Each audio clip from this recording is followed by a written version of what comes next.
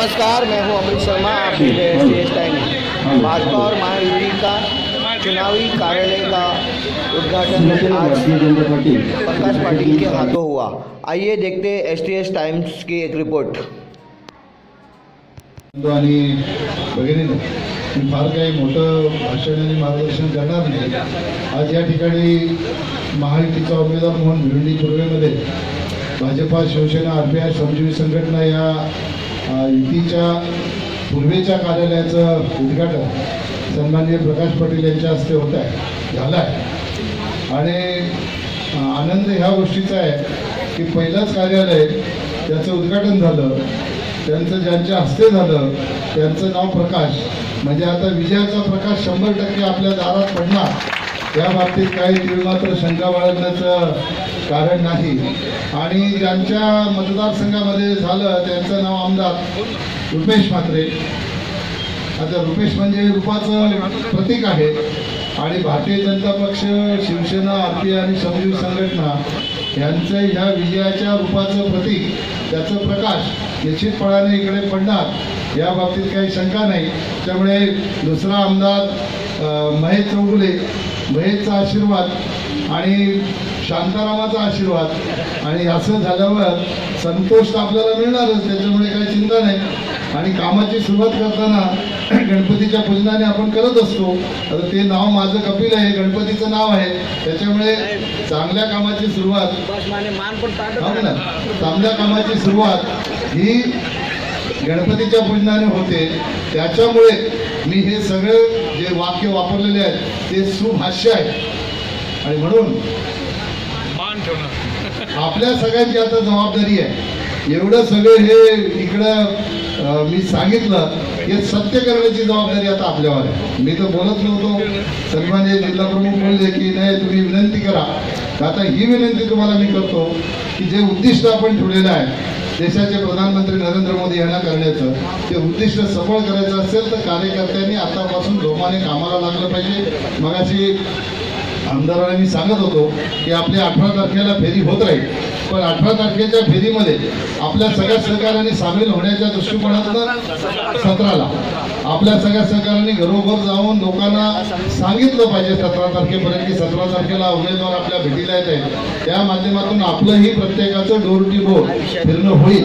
म्हणून आता कार्यकर्त्यांनी स्वस्थ न बसता 16 दिवस आपल्या हातात, या 16 दिवसामध्ये करामत करून मागच्या वेळेपेक्षा जास्त मतं आपल्याला या भिवंडी शहरामध्ये पूर्व आणि पश्चिम दोन्हीकडे मिळवण्याच्या दृष्टिकोनातून आपलं योगदान द्यावं अशा प्रकारची विनंती करतो।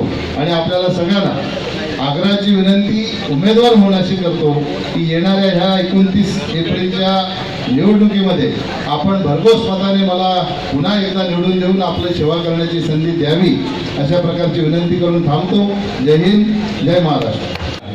2014 मध्ये आपण ज्या पद्धतीचा या लोकसभेमधला वातावरण जो आहे तो वातावरण आपण सगळ्या कार्यकर्त्यांनी निर्माण केला होता। निवडणुकीमध्ये कपिल पाटील साहेब यांनी आमदार, जिल्हा प्रमुख आणि दोन्ही शहर प्रमुख सगळ्यांच्या आपल्या नावांचा उल्लेख केला, परंतु आम्ही सगळे जरी पदाधिकारी म्हणून काम करीत असलो तरी सुद्धा ही निवडणुका जिंकणं आणि लोकांच्या घराघरामध्ये पोहोचणं हे सगळं तुमचं काम आहे। तुम्ही प्रमुख पदाधिकारी आहेत, जेवढा आपण प्रत्येक मतदाराच्या चोळीपर्यंत घरामध्ये जाऊन त्याच्या कुटुंबाबरोबर चर्चा, सर्व पक्षांचे कार्यकर्ते आहेत, पदाधिकारी आहेत, यांनी या ठिकाणी सातत्याने संपर्क साधून आपल्या मतदारसंघामध्ये आज काय कार्यक्रम आहे, या भागामध्ये आपल्या वार्डामध्ये काय, आपल्या विभागामध्ये या ऑफिसकडून आपल्याला त्याची माहिती देण्यात येईल।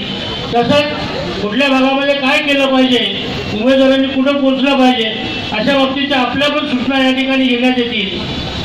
आपल्याकडे 18 दिवस असताना कृपया आपल्याला विनंती आहे की आपण वेळ न घालवता उद्या परवा 13 तारखेला माननीय पालकमंत्री माननीय एकनाथ शिंदे साहेबांची पुन्हा या ठिकाणी एक सभा होणार आहे कोसवालवाडी हॉल या ठिकाणी।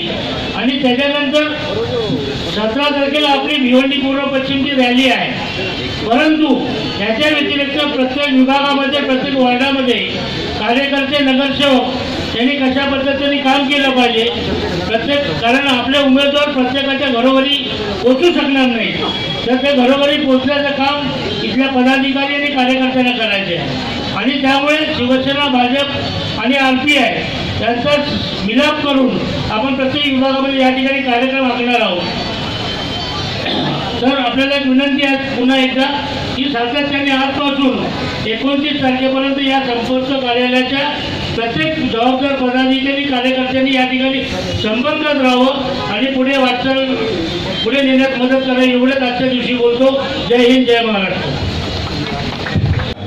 2014 मध्ये आपण ज्या पद्धतीचा या लोकसभेमधला वातावरण जो आहे तो वातावरण आपण सगळ्या कार्यकर्त्यांनी निर्माण केला होता। निवडणुकीमध्ये कपिल पाटील साहेब यांनी आमदार, जिल्हा प्रमुख आणि दोन्ही शहर प्रमुख सगळ्यांच्या आपल्या नावांचा उल्लेख केला, परंतु आम्ही सगळे जरी पदाधिकारी म्हणून काम करीत असलो तरी सुद्धा ही निवडणुका जिंकणं आणि लोकांच्या घराघरामध्ये पोहोचणं हे सगळं तुमचं काम आहे। तुम्ही प्रमुख पदाधिकारी आहेत, जेवढा आपण प्रत्येक मतदाराच्या चोळीपर्यंत घरामध्ये जाऊन त्याच्या कुटुंबाबरोबर चर्चा सर्व पक्षांचे कार्यकर्ते आहेत, पदाधिकारी आहेत, यांनी या ठिकाणी सातत्याने संपर्क साधून आपल्या मतदारसंघामध्ये आज काय कार्यक्रम आहे, या भागामध्ये आपल्या वार्डामध्ये काय, आपल्या विभागामध्ये या ऑफिसकडून आपल्याला त्याची माहिती देण्यात येईल।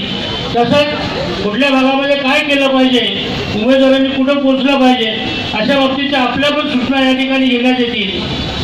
आपल्याकडे 18 दिवस असताना कृपया आपल्याला विनंती आहे की आपण वेळ न घालवता उद्या परवा 13 तारखेला माननीय पालकमंत्री माननीय एकनाथ शिंदे साहेबांची पुन्हा या ठिकाणी एक सभा होणार आहे कोसवालवाडी हॉल या ठिकाणी, आणि त्याच्यानंतर 17 तारखेला आपली भिवंडी पूर्व पश्चिमची रॅली आहे।